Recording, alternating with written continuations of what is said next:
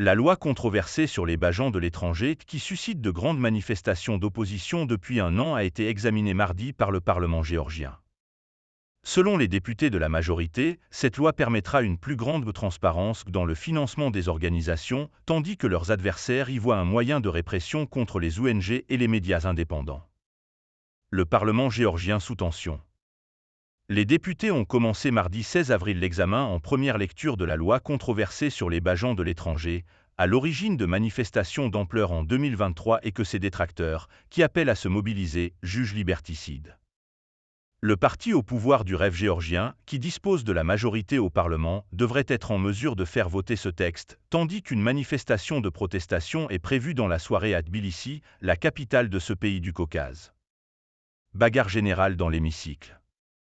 La veille, environ 10 000 personnes ont déjà manifesté contre ce projet de loi inspiré par une législation russe utilisée par le Kremlin depuis des années pour persécuter les voix dissidentes en Russie.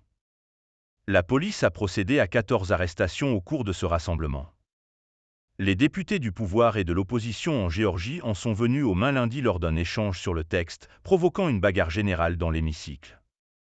S'il est adopté, il prévoit que les organisations qui reçoivent plus de 20% de leur financement de l'étranger soient obligées de s'enregistrer en tant qu'organisation poursuivant les intérêts d'une puissance étrangère, sous peine d'amende.